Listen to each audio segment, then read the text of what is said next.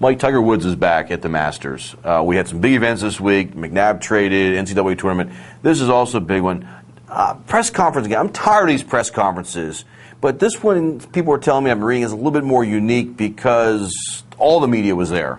What's your take on this press conference? Well, you know, it was over a half an hour of him taking questions from writers, and I thought for the most part they were pretty good questions. I read a lot of things today from columnists around, kind of national columnists that I thought were idiotic. This stuff about how can we know that he's telling the truth? This just in, you can't know. He's a human being. How are you going to know? You're not going to inject him with truth serum or strap him into a polygraph. You can't know. Lie detector test. Wake up. But I thought he answered the questions. I thought there was a couple of things that came from it that were interesting to me. Number one, this wasn't interesting, but he was not willing to talk about the events of that night on Thanksgiving, which is no surprise, and I don't have a problem with that. Number two, he talked a lot about his kids. He talked a lot about people around him and everything.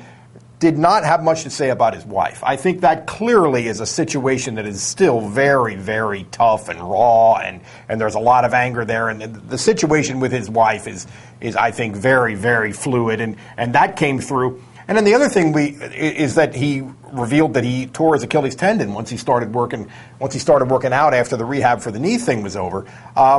But you know, I thought he did fine, and this ridiculous expectation from certain people in the media that we need to be inside his head, and he owes us something. I mean, to me, he's more than done what he needs to do in terms of his obligations to us. Well, he comes across mortal now. This is like finding out that Superman's actually Clark Kent. Now we want to probe into this.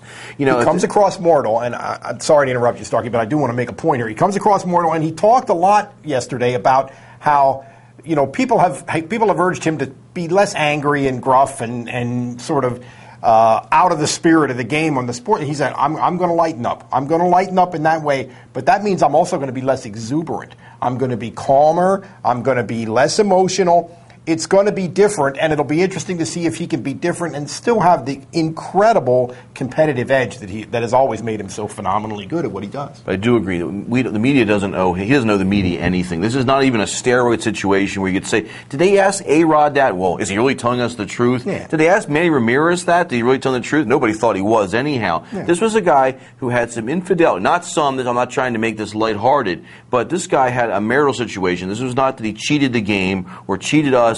He cheated on his wife. Yeah. Okay. So we got the golf. Absolutely. And these were at least finally, after the first couple times he was interviewed by the media, were sort of staged type situations. This, he actually was talking some golf, which I liked. And I thought he did better. I thought he did better in this. Speaking of golf, how's he going to do? He hasn't played for 6 months.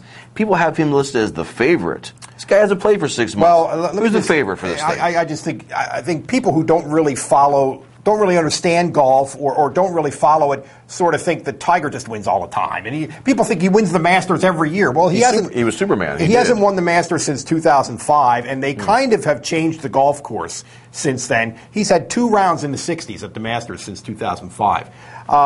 In the last about 21 months, I did a little research on this. In the last about 21 months, there's been a period of about 6 months where he really was a golfer full time. And in those 6 months, he played in 4 major championships.